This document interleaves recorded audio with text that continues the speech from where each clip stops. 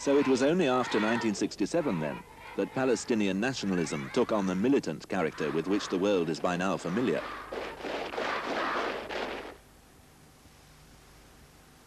After the catastrophe, it was first of all to here, to the occupied west bank of the Jordan, that the thoughts of this new militant Palestinian movement, dominated now by the guerrillas of the Al-Fatah organization, were to turn. Here were and are 1 million Palestinians, living on Palestinian soil and enduring a foreign military occupation which is both distasteful and visible. According to the theories of Mao Zedong, Ho Chi Minh, and other theoreticians of revolutionary struggle, this occupied population should have provided the element, the river, as it were, in which armed guerrillas, like fish, could swim. The theory didn't work. The landscape and terrain of the West Bank are not those of Vietnam. The occupying Israeli forces, too, combined a loose rein in some respects with the highest efficiency where it mattered.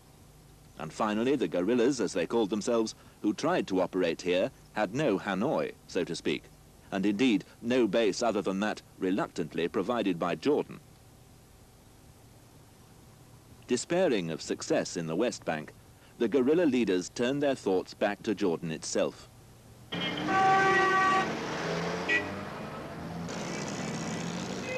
In Jordan, after all, Palestinians constitute 70% of the population. They are by now barely distinguishable from native Jordanians.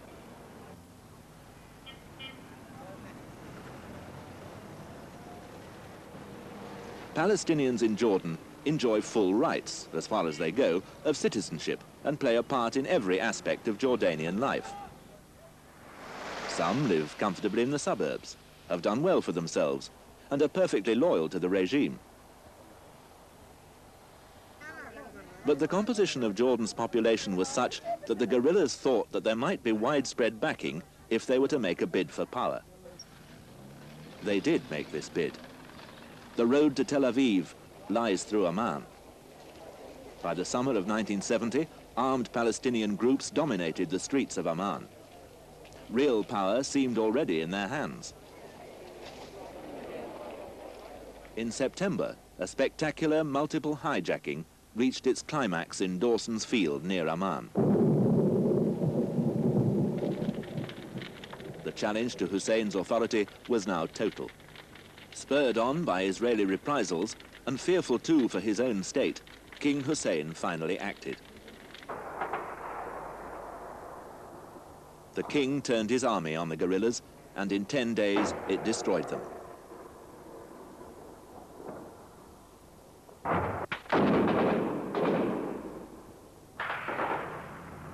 It was Black September henceforth in the mythology of the guerrillas and the militants.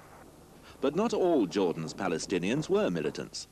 Ahmed Khalil was one of those who backed the king. Well, in 1970, you must go back a little while in order to appreciate what was happening. The PLO were doing very well.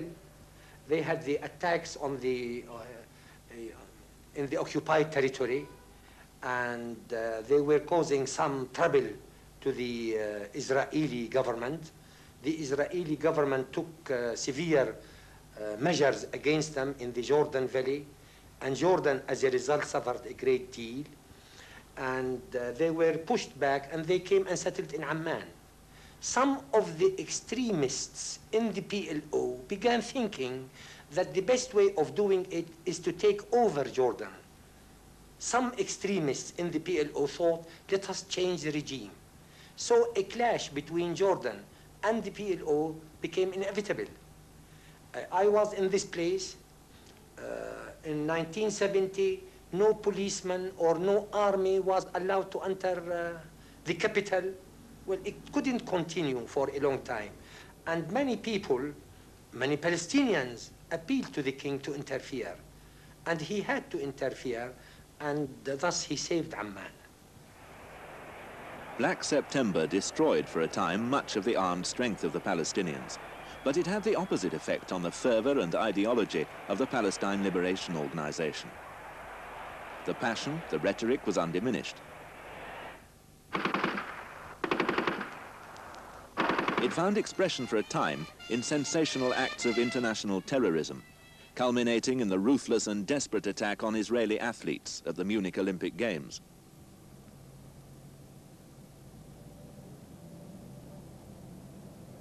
And Palestinian fortunes were soon on the ascendant in the United Nations General Assembly, and amongst the many radical and poor countries who dominate that body.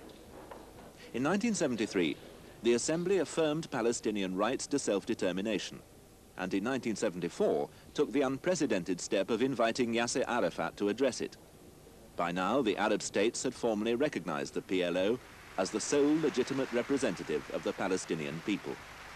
Within a few years, even an American president would be talking of Palestinian legitimate rights. These political victories were substantial.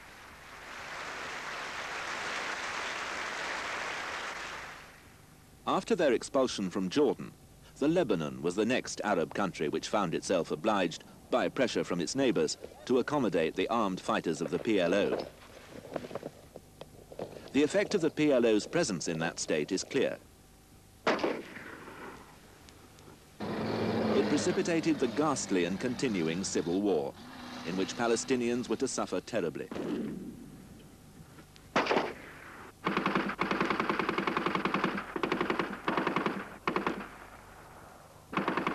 The Palestinians threatened the whole structure of the state's order. And in the case of Lebanon, that order was anyway a fragile one. In the confusion and anarchy, thousands of Palestinians lost their lives at the hands of fellow Arabs. In a way, it was the Jordan story all over again. I think you have very much the same kind of situation, except that, of course, as far as the Lebanese situation is concerned, you do have a tremendously sensitive, very delicate and sensitive situation of intersectarian equilibrium in the country, which is the background to this kind of repeat performance of what has taken place in Amman. And because of this very delicate intersectarian equilibrium background, the danger in the Lebanese situation has been that of this spillover from the Arab-Israeli-Palestinian sort of triangle into the internal Lebanese system. And in fact, this spillover has taken place with devastating impact on Lebanon. But fundamentally, the Israeli strategy in Lebanon is the same as that used in Jordan, which is escalate pressure against the host government until it either takes on the Palestinians or, in this case, disintegrates. Clearly, the Palestinians have been and are deeply involved in the internal tensions of the Arab world. They are vulnerable. They've had to depend on the support of states like Egypt, Syria, and Saudi Arabia, states whose attitude towards them are anything but straightforward and disinterested. Clearly, too, the armed factions of the PLO will continue to present a perhaps insoluble problem in the interstate conflict into which the original dispute in Palestine has now grown. One solution to the Palestinian problem, which has been advocated by the Israelis, is this: the establishment of a single, unitary, Jordano-Palestinian state. This, apart from Jerusalem, on which the Israelis say they will not budge, would be not unlike the state which existed before 1967. But such a state, comprising the wholly Palestinian West Bank and the largely Palestinian East Bank of Jordan itself, would probably be acceptable to the Israelis, provided that the West Bank was demilitarized and that King Hussein was, to put it crudely, the policeman in charge. On the other hand, the minimum demand of the PLO, deeply hostile to King Hussein, is for a separate and completely independent Palestinian state based on the West Bank of the Jordan and including Gaza. The Israelis, of course, will have none of this, especially while the PLO's covenant or constitution still calls for the complete liberation of Palestine and denies any claim to citizenship in the state which would follow this to any of the Jews who came there after 1917. Israelis believe, therefore, that an independent Palestinian state a few miles from its principal cities, and not controlled by Hussein, would simply be used as a base for their destruction.